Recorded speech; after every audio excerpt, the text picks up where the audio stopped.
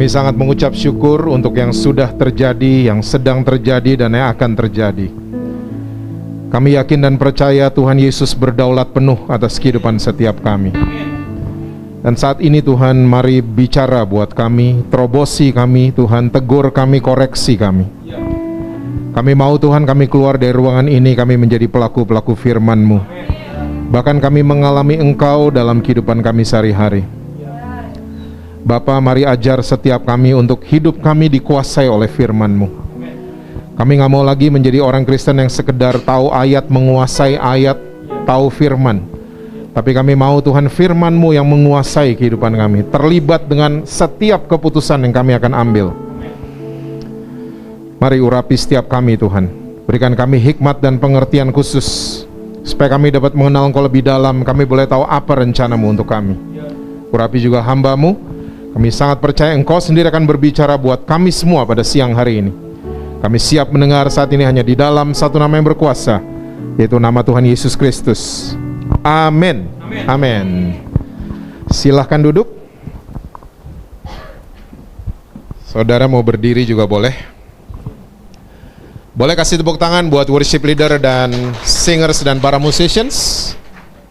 Shalom saudara-saudara semua. Yang belum kenal saya namanya Jesse Lantang.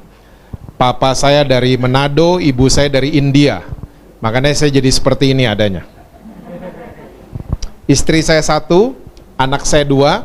Yang pertama udah sarjana hubungan internasional, dan yang kedua dia sudah bekerja di dunia entertainment sebagai pemain film.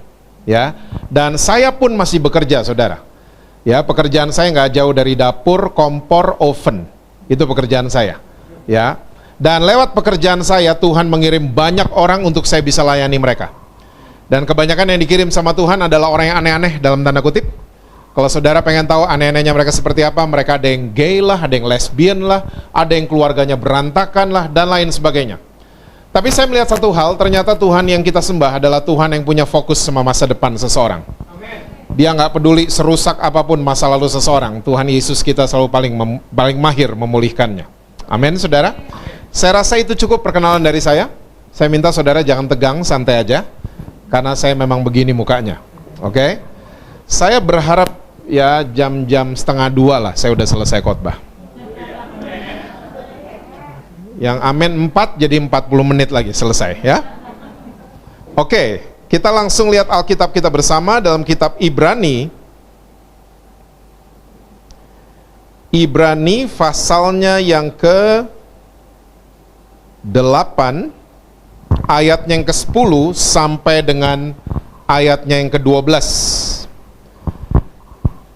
Oh, saya mengucapkan terima kasih buat Bapak Ibu Gembala yang mengizinkan saya bisa melayani saudara-saudara pada siang hari ini. Ibrani 8 ayat 10 sampai dengan ayat yang ke-12. Alkitab bilang begini. Saya juga menyapa yang nonton dari rumah atau nonton dari manapun. Ya, happy Thursday untuk saudara-saudara semua. Maka inilah perjanjian yang kuadakan dengan kaum Israel sesudah waktu itu, demikianlah firman Tuhan. Aku akan menaruh hukumku dalam apa saudara? Akal budi mereka, dan menuliskannya dalam apa saudara? Hati mereka. Maka aku akan menjadi Allah mereka, dan mereka akan menjadi umatku. Dan mereka tidak akan mengajar lagi sesama warganya atau sesama saudaranya dengan mengatakan, kenalah Tuhan. Sebab mereka semua besar kecil akan mengenal aku. Sebab aku akan menaruh apa saudara? Belas kasihan terhadap kesalahan mereka, dan tidak lagi mengingat dosa-dosa mereka. Saudara, kalau kita mau berkata jujur sebagai orang-orang Kristen, seringkali Alkitab yang ada di tangan saudara dan saya membuat kita bingung. Kalau kita mau berkata jujur. Kenapa? Karena di dalam Alkitab saudara dan saya ada 2 perjanjian, lama dan yang baru. Dan seringkali 2 perjanjian ini mengatakan 2 hal yang berbeda. Contoh, di perjanjian lama Tuhan merestui balas-balasan, perang-perangan, dan bunuh-bunuhan. Betul? Alkitab kita sama kan? Tiba-tiba di perjanjian baru yang Yesus suruh kita adalah kita harus ampunin orang yang salah sama kita, dan berbuat baik untuk orang-orang yang aniaya kita. Lalu kita mulai bingung, Tuhan ikutin yang mana nih?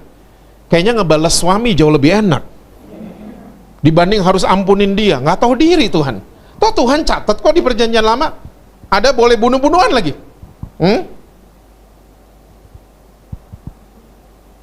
Dan perjanjian lama, kita semua tahu, hukum yang ditulis di perjanjian lama, namanya hukum Taurat, ditulisnya di atas 2 loh batu. Tiba-tiba ayat yang baru saja kita baca, ya, tiba-tiba ada perjanjian yang baru, katanya ditulisnya di dalam apa tadi?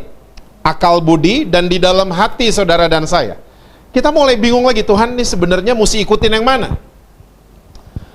Nah, siang hari ini saya mau yakinkan saudara-saudara semua di JKI Infinity, Cibubur. Percayalah, semenjak Yesus mati di atas kayu salib, hukum Taurat itu batal. Di-cancel. Saudara boleh cek semua terjemahan, kata-kata yang muncul sama. Dibatalkan, di-cancel, dianulir, dan lain sebagainya. Coba kita mundur sebentar ke Ibrani pasal yang ke-7, karena mata saudara mulai sadis lihat saya. Ini pembicara sesat dari mana ini? Ibrani 7 ayat 18 dan ayat yang ke-19. Ibrani 7 ayat 18 dan 19. Memang suatu hukum yang dikeluarkan dahulu apa saudara? Dibatalkan kalau hukum itu tidak mempunyai kekuatan dan karena itu tidak berguna. Ayat 19, sebab hukum Taurat sama sekali tidak membawa kesempurnaan, tapi sekarang ditimbulkan pengharapan yang lebih baik yang mendekatkan kita kepada Allah.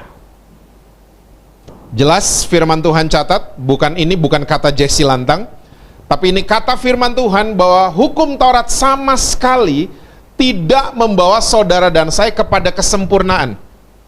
Tapi sekarang berarti ada hukum yang baru yang memberikan kita semua pengharapan supaya kita bisa dekat dengan Tuhan. Mungkin saudara ada yang mulai berpikir, Pak, tunggu Pak, kayaknya saya pernah baca Yesus pernah ngomong, Pak, barang siapa yang kurangin 1 titik aja dari hukum Taurat, dia akan duduk di tempat paling rendah di sorga. Saudara pernah baca Yesus ngomong gitu? Coba kita cek ya supaya nggak bingung. Matius 5 ayat 19. Karena perkataan Yesus ini sangat bertolak belakang dengan Ibrani yang baru saja kita baca. Matius 5 ayat 19. Karena itu siapa yang meniadakan salah satu perintah hukum Taurat, sekalipun yang paling kecil, dan mengajarkannya demikian kepada orang lain, ia akan menduduki tempat yang paling rendah di dalam kerajaan sorga. Tapi siapa yang melakukan dan mengajarkan segala perintah-perintah hukum Taurat, ia akan menduduki tempat yang tinggi di dalam kerajaan sorga. Benar sekali ya, Yesus katakan hal ini, dan sangat kontradiksi dengan Ibrani yang baru saja kita baca. Nah saudara tolong ingat baik-baik, catat dalam hati saudara. Yesus mengatakan hal ini, Yesus punya reason, punya alasan. Apa alasannya Yesus? Karena memang selama Yesus hidup di dunia, saya ulang ya, selama Yesus hidup di dunia, Yesus memang harus tunduk dan takluk sama hukum yang lama. Kitab Galatia mencatat hal ini. Ya. Sampai kapan? Sampai hari ya, dia melakukan korban penebusan buat saudara dan saya. Dari atas kayu salib dia cancel yang lama. Dari atas kayu salib dia kasih yang baru buat saudara dan saya. Rasul Paulus adalah orang yang paling ngerti soal ginian. Mantan ahli Taurat soalnya. Udah ahli Taurat, dia duduk di Dewan Taurat. Ngeri nggak? Saudara tahu nggak? Salah satu aja syarat jadi ahli Taurat, hafal Kejadian sampai Ulangan di luar kepala. Saya rasa nggak ada yang bisa hari ini. Kita hari ini Alkitab di luar rumah kok. Ini Kejadian sampai Ulangan luar kepala loh, hafal. Itu cuman salah satu syarat menjadi ahli Taurat. Dan saking pinternya dia lulusan Gamaliel, dia dipilih untuk duduk di Dewan Taurat. Ngapain sih Dewan Taurat? Ini adalah orang-orang yang menambahkan aturan-aturan kepada hukum Taurat. Sampai jadi 600-an. Namanya misvotes. Salah satunya nih yang nambahin adalah Saulus. Wih, saking pinternya, dia ngerasa dirinya paling benar. Dia bunuhin semua pengikut-pengikut Yesus di zaman itu. Saudara semua tahu, ya kita semua tahu ceritanya, akhirnya dia dilawat sama Tuhan Yesus. Ya, penglihatannya terganggu 3 hari. Dan dia berubah loh. Bayangin, mantan ahli Taurat, pembunuh, berubah. 2/3 Alkitab dia yang catat loh. berubah jadi Rasul Paulus. Dan waktu dia benar-benar mengalami Yesus, dia bilang gini, semua yang dulu saya anggap sampah. Pinternya, ya, bukan bunuh-bunuhnya, pinternya, pengetahuannya, semua dianggap sampah. Karena dia berjumpa dengan pribadi yang namanya Yesus Kristus. Nah, Rasul Paulus dia ngerti banget bahwa perjanjian baru dimulai waktu Yesus disalib. Saya ulang, perjanjian baru dimulai waktu Yesus disalib. Bukan Matius 1 ayat 1, bukan. Ya, karena setiap ada perjanjian harus ada darah yang ditumpahkan, kan? Ya, jadi selama 33,5 tahun Yesus hidup, itu masih perjanjian lama. Makanya Yesus mesti tunduk dan takluk sama hukum yang lama. Sampai tiba hari dia melakukan korban penebusan buat saudara dan saya. Dari atas kayu salib dia cancel yang lama, dari atas kayu salib dia bawa yang baru buat saudara dan saya. Rasul Paulus ngerti banget. Coba lihat Efesus 2 ayat yang ke-15. Coba lihat. Efesus 2 itu sesudah Efesus 1 kalau nggak salah. Efesus 2 ayat yang ke-15. Ini dia. Saya rasa ayat ini cukup jelas, nggak perlu diperjelas lagi ya. Sebab dengan matinya sebagai manusia, ia, I-nya huruf besar, ia telah membatalkan hukum Taurat dengan segala perintah dan ketentuannya. Yang tadi saya sebut buat saudara, misvots, aturan-aturan yang ditambahkan buat hukum Taurat. Ya, segala perintah dan ketentuannya untuk menciptakan keduanya menjadi satu manusia baru di dalam dirinya, dan dengan itu mengadakan damai sejahtera. Saya rasa ayat ini cukup jelas, nggak perlu diperjelas lagi. Ya, dan sepertinya muka saudara juga udah mulai manis lihat saya. Ya, nggak sadis kayak tadi ya. Jadi semenjak Yesus mati di atas kayu salib, Yesus sendiri yang batalin. Kok bisa gitu? Kok Tuhan kita pelin-pelan kasih hukum Taurat terus kasih hukum yang baru? Gimana maksudnya? Nah, ini Presiden Indonesia itu punya banyak hak, saudara. Salah satu hak Presiden Indonesia namanya hak prerogatif. Hak prerogatif digunakan sama Presiden Indonesia kalau dia udah mengeluarkan keputusan, tiba-tiba dia mau edit itu keputusan atau mau di-cancel itu keputusan. Presiden akan menggunakan hak prerogatif. Nah, Tuhan juga sama. Tuhan keluarin hukum Taurat 1500 tahun, ya, tiba-tiba dia cancel sendiri. Ya, itu udah hak prerogatifnya Tuhan. Kalau saudara masih bingung, nanti di surga tanya aja sendiri. Tuhan, kenapa sih dibatalin dulu? Hah? Saudara bisa tanya sendiri. Tapi itu udah hak prerogatifnya Tuhan. Nah, sampai di sini yang udah agak ngerti katakan amin dulu. Nah, sekarang yang saya mau sharing buat saudara, saya baru akan mulai khotbah saya. Tadi belum. Jadi 40 menit dihitung dari sekarang. Sudah terlalu serius kayaknya ya. Begini, masalah terbesar orang-orang Kristen bukan soal ngerti atau nggak ngerti. Tapi masalah terbesar orang-orang Kristen adalah kita tahu ada yang baru. Tapi tanpa kita sadari, cara kita hidup, cara kita berhubungan sama Tuhan, kita pakai cara-cara dari hukum yang udah di-cancel. And that's our biggest problem as Christians. Ini masalah terbesar kita. Itu sama aja loh saudara, kita masukin anak-anak kita di sekolah yang kurikulumnya udah dibatalin sama Pedanka. Apa yang terjadi sama anak-anak kita? Nggak ada kemajuan, nggak ada progres, di situ-situ aja terus. Itu sama aja saudara dikasih televisi paling baru, Full HD. Kalau nggak salah udah nggak Full HD lagi sekarang, apa tuh istilahnya?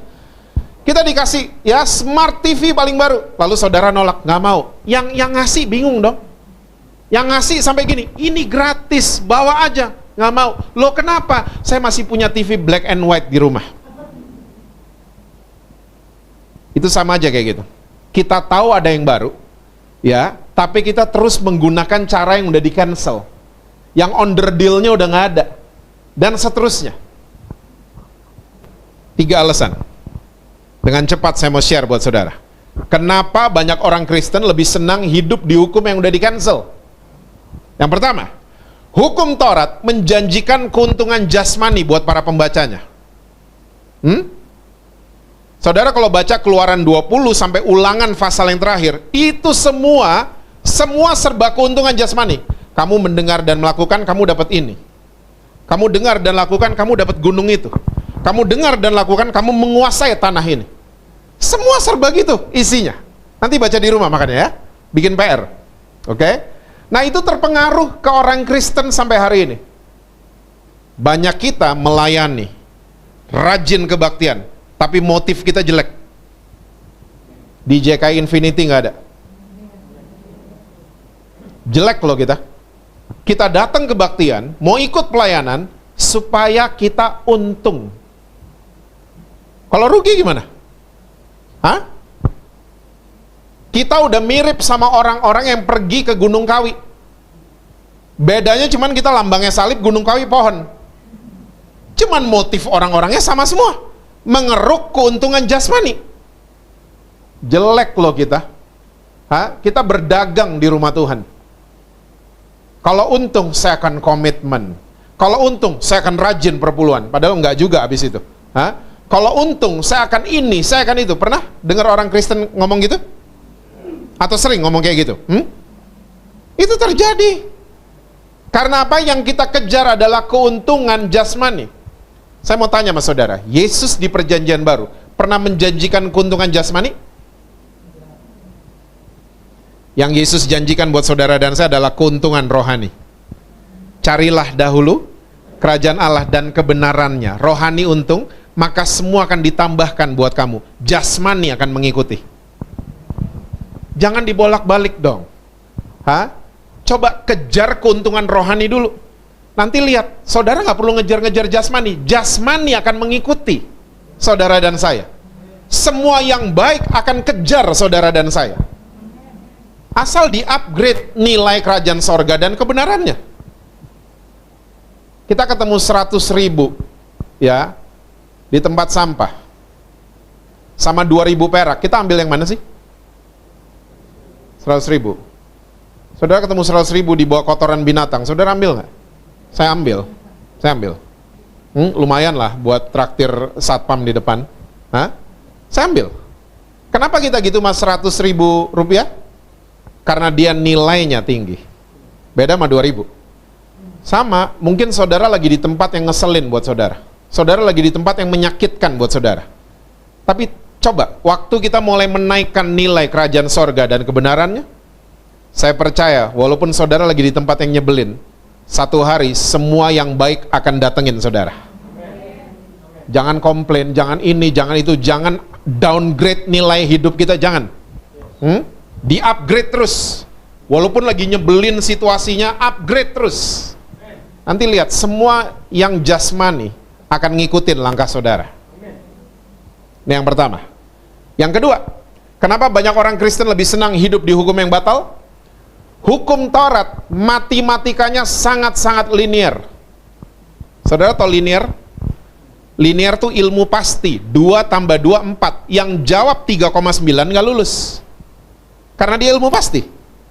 Tanggal ulang tahun kita, itu ilmu pasti. Kalau tanggal ulang tahun kita di SIM, paspor, KTP beda-beda, masalah kita kemana-mana.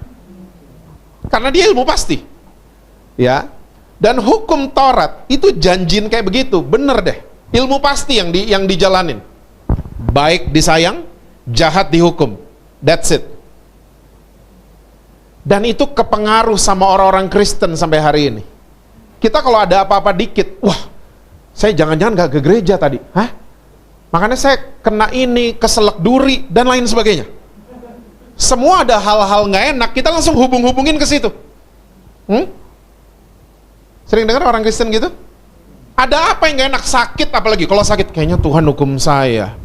Hah? Karena udah 2 bulan saya gak gereja. Kayaknya saya digituin sama Tuhan. Karena di matematika di kepala kita, Gramedia banget. 2 tambah 2, 4. Saudara pernah baca matematika perjanjian baru kan? Nggak ada di Gramedia semua. 5 tambah 2, 5.000 surplus 12. Ini matematika dari mana? Hah? Nggak ada, di sekolah manapun juga nggak ada matematika beginian. Nggak cuman itu. Pernah baca Yesus masuk ke bait Allah, ada janda kasih 2 peser uang? Yesus komentarnya masih ingat? Itu persembahan paling besar. Loh, ngitungnya tuh gimana? Kalau Yesus kepala cabang bank hari ini, dipecat pasti Yesus. Kok nasabah paling kecil dibilang paling gede? Coba, donatur yang datang hari itu nyumbang udah jutaan euro. Tersinggung nggak? Tersinggung, enak aja tuh gondrong, udah nyumbang banyak. Dibilang janda itu. Tersinggung pasti. Bukti berikut, pernah baca perumpamaan tentang pengerja kebun anggur? Ada yang datang pagi, datang siang, datang sore. Dibayarnya sama semuanya. Melanggar undang-undang tenaga kerja loh. Yang paling gak jelas hitungannya adalah sebelah kanan Yesus di atas kayu salib.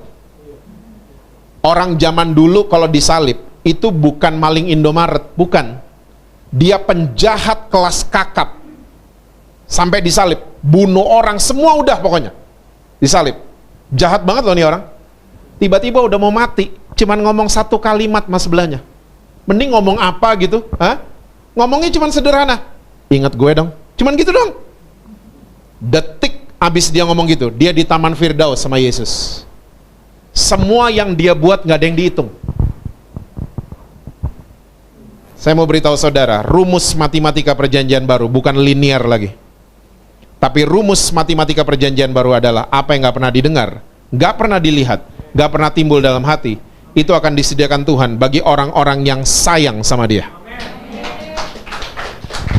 Jadi tugas saudara dan saya hari ini adalah sayang sama Tuhan. Kalau sayang sama Tuhan berarti tinggalin selingkuhan.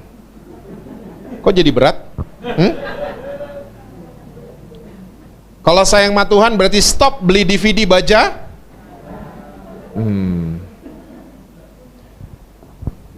Kalau sayang sama Tuhan berarti mau ampunin suami.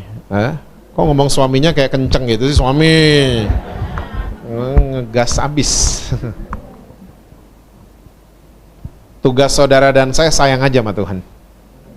Nanti lihat apa yang kita nggak pernah pikir, kita nggak pernah lihat, justru Tuhan akan perform dalam hidup saudara dan saya. 5 tambah 2 5.000 nggak ada yang pernah lihat kan? Nggak, sampai hari ini nggak ada di Gramedia. Cuman ada di Alkitab. Semua cerita bukti yang saya tadi kasih buat saudara nggak bisa dihitung. Nggak terbatas, cocok sama nama gereja saudara, Infinity. Cocok. Jangan batasin Tuhan pakai matematikanya kita, pakai pinternya kita, pakai teologianya kita, nggak bisa. Tugas kita sayang aja sama Tuhan, mengasihi Tuhan. Saudara nyadar nggak, waktu saudara telat bangun, nggak bisa kebaktian jam 11, saudara ketiduran, nggak bisa baca Alkitab, ya, saudara nyadar nggak, Tuhan Yesus tetap sayang sama saudara. Tapi waktu saudara komit datang di kebaktian di tempat ini, saudara komit belajar firman Tuhan, itu tandanya kita semakin sayang sama Tuhan Yesus. Nanti lihat, kalau kita semakin sayang sama Tuhan, apa yang kita nggak pernah lihat, Tuhan akan kasih buat saudara. Yang ketiga, kenapa banyak orang Kristen lebih senang hidup di hukum yang batal? Hukum Taurat itu menyeret banyak orang percaya, supaya kita jadi orang-orang yang instan tapi diproses nggak mau. Ya, kita senangnya instan. Makanya kalau udah nyanyi lagu doa ya best, kita kenceng banget. Karena apa? Maunya instan. Coba, sebelum hukum Taurat dirilis di perjanjian lama, itu orang-orang diproses. Ayub, belum ada hukum Taurat.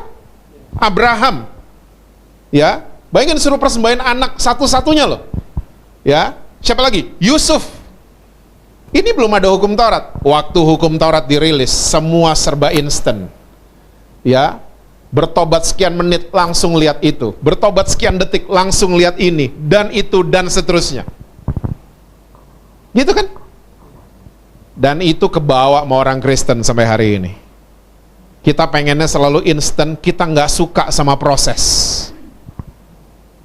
Halo? Kita senangnya yang cepet. Siapa sakit, Tuhan cepet dong, cepet. Tunggu dulu. Setiap Tuhan izinkan ada masalah, yang mau dirubah bukan masalahnya, yang mau dirubah kita. Lumayan, yang amin 7 orang. Yang lain masih Kalau ada masalah yang mau Tuhan gampang, rubah masalah gampang, hitungan detik juga bisa. Saudara pikir Tuhan kaget gitu? Ya, dari surga lihat, si itu ada masalah. Saudara pikir Tuhan gitu? Enggak, dia izinin kita ngalamin masalah. Supaya apa? Dia pengen merubah kita. Kita suka teriak-teriak gini, Tuhan, kenapa Tuhan diemin saya? Iya, kalau ujian di mana-mana dosennya diem. Di Alkitab lebih ngeri kan, lagi badai, dosennya bobok di perahu. Itu Tuhan. Dia cuma mau lihat anak saya yang satu ini melakukan apa tidak. Dia cuma mau lihat. Jadi yang mau dirubah kita, Pak, suami saya nggak pernah berubah. Sabar Bu, ibu yang mau dirubah. Pak, istri saya Pak, aduh Pak, dugem terus gitu. Bro, sabar bro. Brother yang mau dirubah, bukan istrimu, tapi you duluan yang mau dirubah. Itu cara kerjanya. Tuhan lebih senang memproses saudara dan saya dibanding kasih yang instan. Lumayan, 2 yang amin. Saya punya 2 follower baru. Ya, coba. Semua yang instan merugikan penggunanya loh. Mie goreng instan, coba makan tiap hari, godek tuh perut lama-lama. Jalan-jalan yang sifatnya instan, kalau kecelakaan sampai meninggal loh penumpangnya. Tapi kalau macet-macet ada yang meninggal? Nggak ada, kecuali serangan jantung dalam mobil. Acara-acara apa tuh? Idol. Dalam 8 bulan ini penyanyi se-Indonesia tahu. Tapi saudara masih hafal kalau saya tanya, masih ingat nggak pemenang Idol 2010? Udah nggak ada yang inget. Tapi kalau saya tanya sama saudara, tahu Paul McCartney nggak? Tahu. Tahu Led Zeppelin nggak? Tahu. Deep Purple? Tahu. Black Sabbath? Ibu-ibu semua loh dari tadi yang tahu. Yang laki-laki dengarnya apa? Hah? Korea? Hah? Rhoma Irama.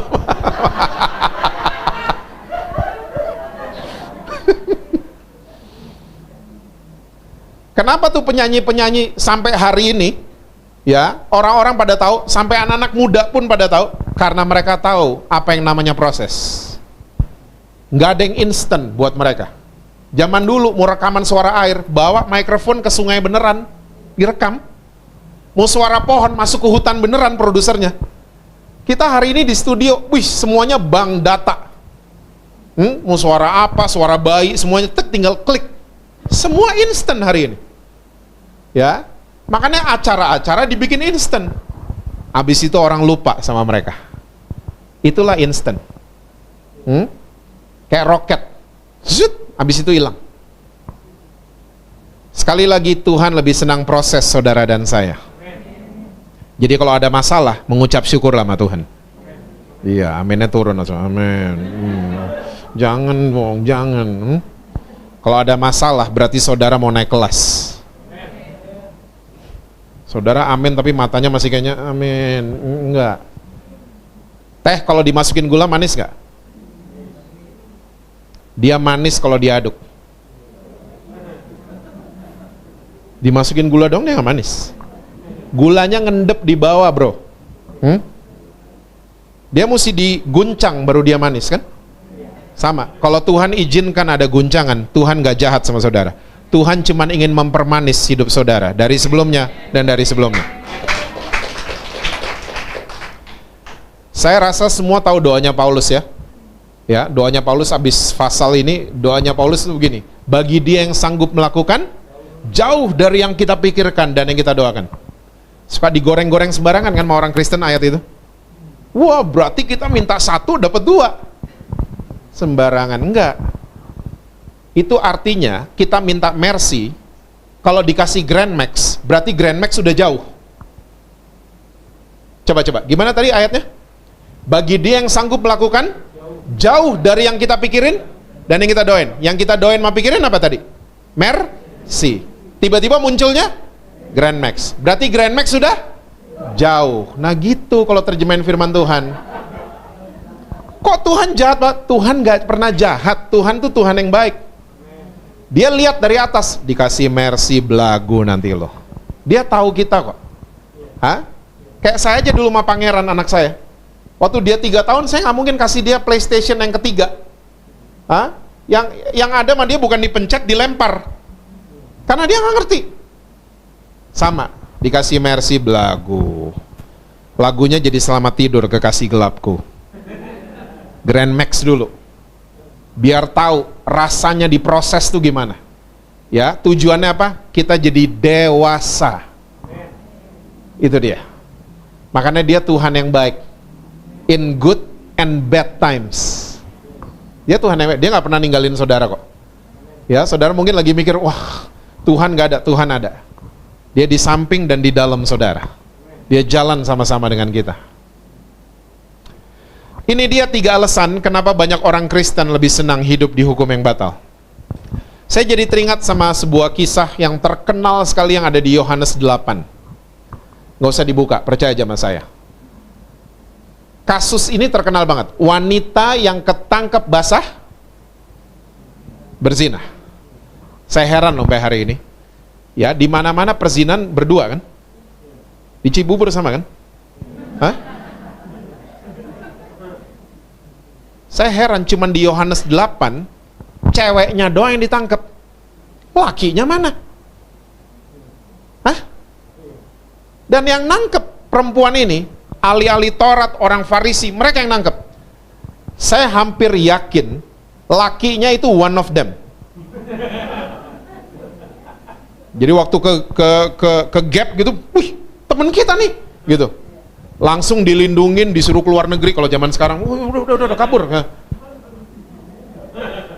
Ada yang kayak gitu ya di sini ya. Kira-kira kayak gitu. Jadi ini one of them. Dan saudara mesti tahu, ya, zaman dulu, waktu Yesus belum mati di atas kayu salib, kalau ada orang ketangkep basah, caught in the act, ini orang nggak perlu lagi ke pengadilan, nggak perlu. Dia langsung dihukum mati di crime scene, di TKP. Dan yang paling sering dilakukan adalah dilemparin batu. Dan ini nggak dicatat di Yohanes 8. Tapi kalau saudara baca hukumnya orang Yahudi, ya, wanita ini waktu ketangkep basah, dia dibawa keluar, pakaian bagian atasnya harus dibuka di depan umum. Bayangin wanita ini dilecehkan setengah mati di depan orang banyak loh. Dipermalukan setengah mati di depan orang banyak. Dan waktu mereka mau lemparin batu, mereka lihat ada Yesus nggak jauh dari crime scene. Karena peristiwa ini terjadi di dekat halaman bait Allah. Diseret dulu. Diseret dan mereka demonstrasi teriak-teriak. Menurut hukum Musa, sama tuh hukum Taurat. Wanita ini harus dirajam karena ketangkep basah berzina. Ya, ini hukum Taurat tambah misfot yang tadi saya sebut. Harus dirajam. Saudara ingat Yesus ngapain? Yesus tiba-tiba nunduk, dia tulis-tulis. Banyak orang tanya, Pak, yang ditulis itu apa sih? Banyak tafsiran ngomong gini, yang ditulis nama-nama demonstran. Wih, gila banyak bener.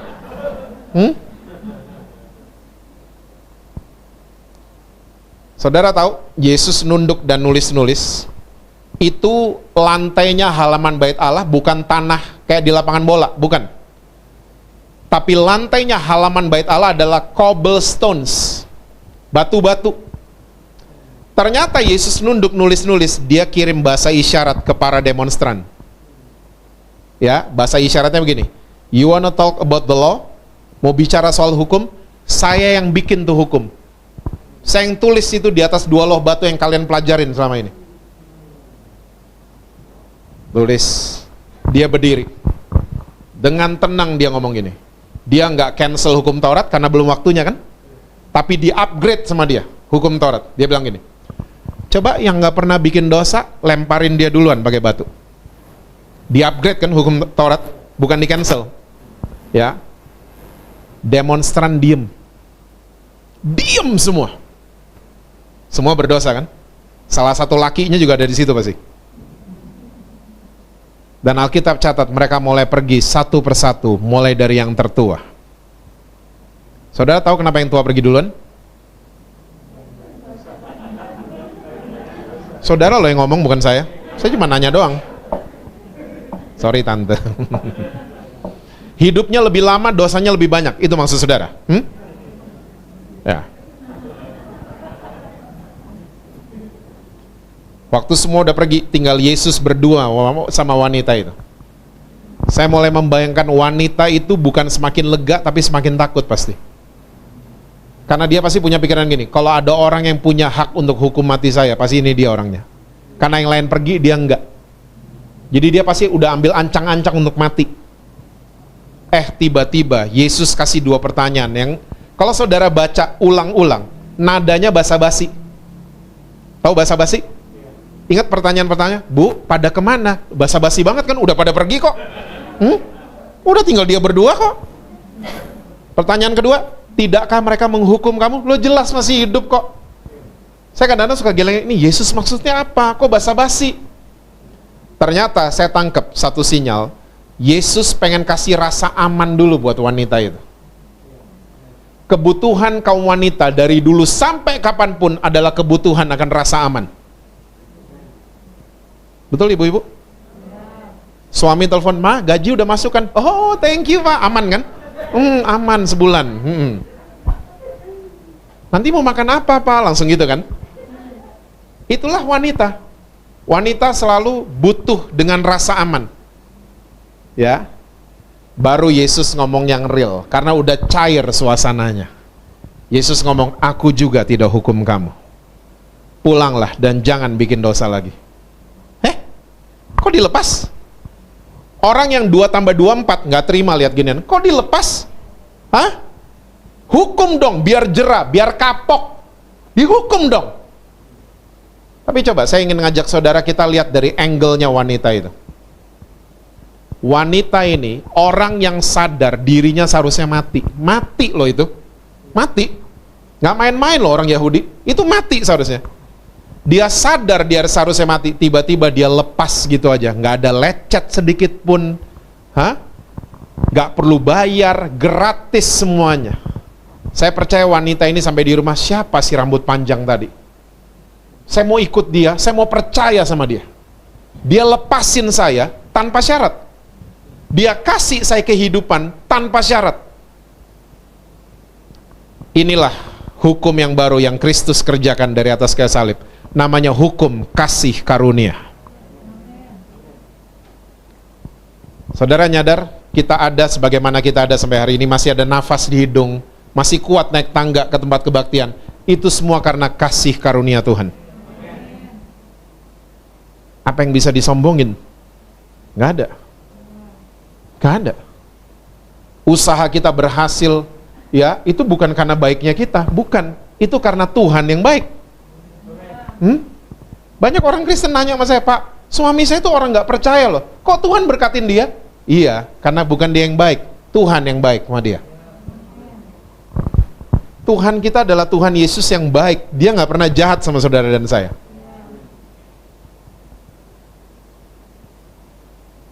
Semua yang kita miliki itu cuman karena anugerah dari Tuhan. Saya berdiri di depan sini, bawain firman Tuhan. Saya bukan lebih kudus dibanding saudara, enggak. Enggak. Predikat kita sama, orang-orang yang dibenarkan dan dikuduskan oleh darah Yesus. So jangan main-main sok lebih benar dari yang lain dong. Stop gitu-gituan. Stop hakim-hakimin orang, stop. Saudara mesti nyadar, kalau iblis nggak bisa bikin kita jadi orang jahat, iblis akan bikin kita jadi orang yang merasa paling benar sama jahatnya. Orang yang merasa paling benar, makanya perang kan, negara lawan negara bisa perang, karena salah satu ngerasa lebih benar dari yang satu. Orang ngebunuh karena salah satu ngerasa lebih benar dari yang satu. Jangan pernah ngerasa gitu. Yesus itu marah, bukan sama orang berdosa. Saya ulang, Yesus marah bukan sama orang berdosa. Yesus marah sama orang yang merasa paling benar. Ahli Taurat, orang Farisi, orang Saduki. Dia marah sama mereka. Sama Sakius, enggak, saya mau makan di rumahmu. Sama yang barusan, enggak, pulang dan jangan bikin dosa lagi. Sama wanita yang ngurapin kakinya, enggak, dia nggak marah sama orang berdosa. Sampai hari ini dia nggak pernah marah sama orang yang berdosa. Dia sayang sama orang yang berdosa. Nah, kalau udah tahu kasih karunia Tuhan, tahu diri dong. Jangan ulang salah yang sama. Hah? Kalau ulang salah yang sama, itu namanya doyan.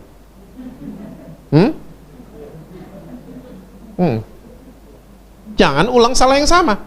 Karena Yesus nggak pernah ada aturan, boleh ya, ini nggak boleh ya, nggak ada. Coba baca baik-baik, nggak ada. Dia pengen saudara dan saya tahu diri, mengerti kasihnya dia seperti apa. Nggak terbatas, infinity, nggak terbatas kasihnya. Tahu dirilah, berubahlah. Ini yang disebut dengan kabar baik yang malaikat ngomong ke gembala. Ini dia, kabar baiknya tuh ini. Kita diampunin. Di mana-mana orang dengar kabar baik berubah kan? Toko tas sale 90%. Ibu-ibu gimana? Mandi nggak? Ngantri nggak? Ya. Air Jordan sale 90%. Ngantri kita. Yang laki-laki. Ngantrinya 2 jam loh sayang. Nggak peduli. Karena Air Jordan sale sebenarnya. Apalagi ada kabar baik yang menyatakan dosa saudara dan saya diampuni 100%. Seharusnya kita berubah. Dunia lebih butuh ahli kasih karunia hari ini dibanding ahli Taurat. Keluarga saudara lebih perlu ahli kasih karunia dibanding ahli Taurat. Adik saudara yang belum mau ke gereja, mereka nggak perlu ditunjuk-tunjuk. Lo ya nggak gereja ya, nggak perlu. Kasih lihat kasihnya Yesus yang ada di kita. Saya udah sering ngomong, kalau keluarga saudara, adik saudara nggak mau diajak gereja, ajak makan. Dia udah mau duduk di restoran, jangan, tadi jam 11 lu di mana? Jangan gitu-gitu. Ngomong yang lain. Dia suka bola, ngomongin bola. Bahwa hidup kadang-kadang di atas, kadang-kadang di MU. Batuk gue. Gue Arsenal banget soalnya. Kok dia seneng musik, ngomong musik. Saya ini ngomong gini karena saya ngalamin. Saya punya kakak satu, susah bener diajak ke gereja. Kerjaannya marah-marah. Dulu saya tunjuk-tunjuk dia. Kita kalau pulang kebaktian berasa turun gunung kita kan? Kok sudah belaga lupa gitu mukanya? Ngelihat anggota keluarga yang gak gereja, wih pantes lo ya. Wah kayaknya gimana gitu kita kan? Saya dulu gitu. Saya makin mengerti, makin belajar kasihnya Tuhan. Saya tobat mati-matian. Kakak saya nggak pernah tunjuk lagi. Dia tuh seneng nonton konser. Pernah satu kali dia mau nonton Queen, Adam Lambert di Australia. Saya datengin dia. Tanggal berapa? Gue ikut dong. Kaget dia. Lu bukannya tim Hillsong? Enggak, gue tim Queen juga. Gue tahu kok Bohemian Rhapsody, Love of My Life, We Will Rock You. Gue tahu. Ayo, let's go. Dia bingung sebingung-bingungnya. Nonton bareng. Pulang, dia pikir saya kapok. Tiba-tiba, mau kemana? Gue mau ke Singapura, Whitesnake mas Scorpion manggung. Gue ikut. Saudara nggak tahu lah kayak gini-ginian ya. Saudara lilin banget kayaknya mukanya. Lo emang tahu Whitesnake? Tahu lah. Here I Go Again, Still of the Night. Tahu. Yuk, gitarisnya jago tuh dua-duanya.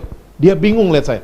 Singkat cerita, kakak saya yang satu ini hari ini jadi pribadi yang cinta sama Tuhan Yesus. Dia dimenangkan bukan karena ditunjuk-tunjuk, dia dimenangkan karena dirangkul. Dia menang. Dia bebas dari ikatan apapun juga, dia bebas. Saya percaya waktu saudara jadi ahli kasih karunia di rumah saudara, janji firman Tuhan akan digenapi. Satu orang diselamatkan, seisi rumah saudara Tuhan akan selamatkan. Panggilan tertinggi gereja bukan menyelenggarakan kebaktian doang atau seminar. Tapi panggilan tertinggi gereja adalah menyelenggarakan kasih karunia.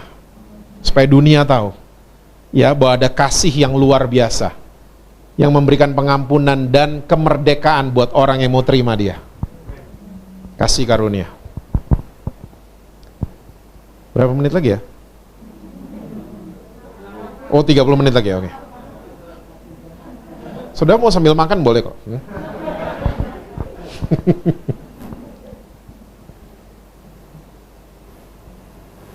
Kita mesti sadar bahwa dari dulu, ini sebagai bagian terakhir ya, dari dulu Tuhan gak pernah lihat dosa kita. Dari dulu. Yang Tuhan lihat selalu adalah korbannya. So stop hakimin orang. Ya, Kita sering hakimin orang kan, wah ngerokok loh, kita sendiri masih minum teh botol. Bedanya apa? Ngerokok lo ya nggak bener lo ya, minum minuman keras nggak bener, kita masih makan babi. Bedanya apa? Sama-sama merusak bait Allah.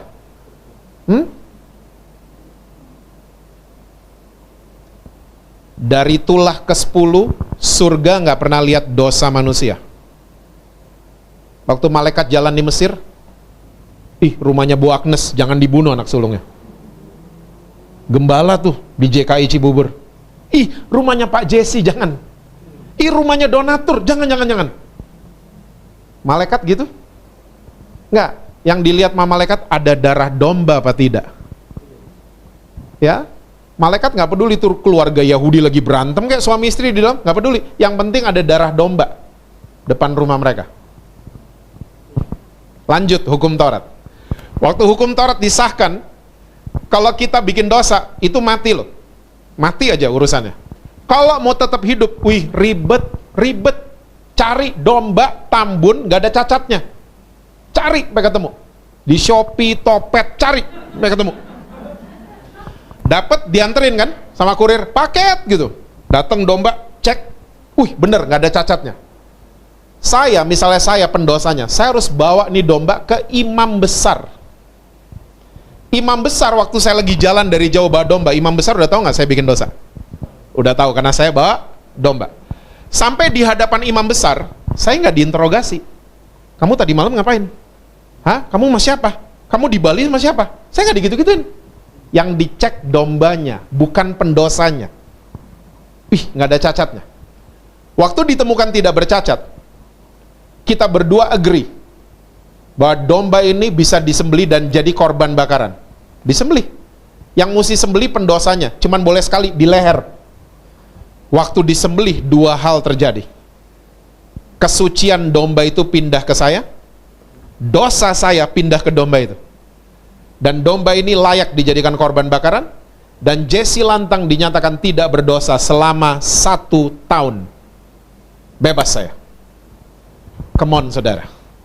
Hari ini saudara dan saya punya korban yang luar biasa, anak domba Allah itu sendiri.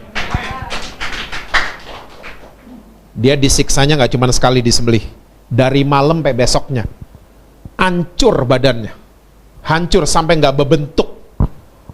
Sama, dua hal terjadi. Dosa kita pindah ke dia, kesucian dia, his righteousness pindah ke saudara dan saya. Dan kita dinyatakan tidak berdosa untuk selama-lamanya. Bukan cuma setahun, selama-lamanya. Kalau surga nggak pernah lihat dosa kita, nah kenapa dan kita suka lihat-liatin dosa teman-teman? Mendingan lihat dosa sendiri dan thankful, saya diampunin, terima kasih Tuhan. Daripada sibuk ngurusin kepo, ngurusin yang lain. Surga nggak pernah gitu kok. Yang dilihat korbannya, darahnya yang dilihat, itu surga. Coba, kalau kita mulai jadi orang Kristen seperti ini, saya percaya pertemuan-pertemuan saudara akan jadi pertemuan yang powerful. Cell group saudara jadi powerful. Karena cell group selama ini gitu kan, ada bagian 1, bagian 2. Lo nggak tahu ya? Bagian 1 tuh nyanyi-nyanyi, ya, baca firman Tuhan, saling doain, rohani lah. Ya, makan-makan, doa pulang. Waktu udah mau bubar, di pagar, tiba-tiba ada satu orang ngomong gini, lu tahu nggak sih ini begini? Itu cell group nggak jadi bubar. Pengalaman ya. Langsung regroup. Yang di mobil turun lagi. Kenapa? Dia kenapa? Semua punya energi buat ngomongin orang. Dan cell group berlanjut bagian kedua di pagar. Kita kebiasaan ya. Kebiasaan. Saudara tahu nggak kenapa kita seneng ngomongin orang? Karena kita ada salah yang kita simpen. Makanya itu jadi energi buat ngomongin orang. Orang menghakimi karena simpen salah. Itu Taman Eden. Tutup, perempuan nutupin salah kan? Perempuan juga nutupin salah. Siapa? Ular. Kalau kita udah nutup dosa, kita cenderung nunjuk yang lain. Makanya mumpung punya Tuhan yang baik, ngaku dong sama dia. Tuhan, saya begini keadaannya. Tolong saya, fokus masalah kita sendiri. Jangan fokus masalah orang. Tuhan Yesus kita baik buat saudara dan saya. Waktu kita ngambil keputusan, Tuhan, saya mau sayang sama Tuhan. Lihat, ya, apa yang saudara nggak pernah pikirin, Tuhan akan kasih buat hidup saudara. Amin, saudara. Tuhan berkati saudara-saudara semua.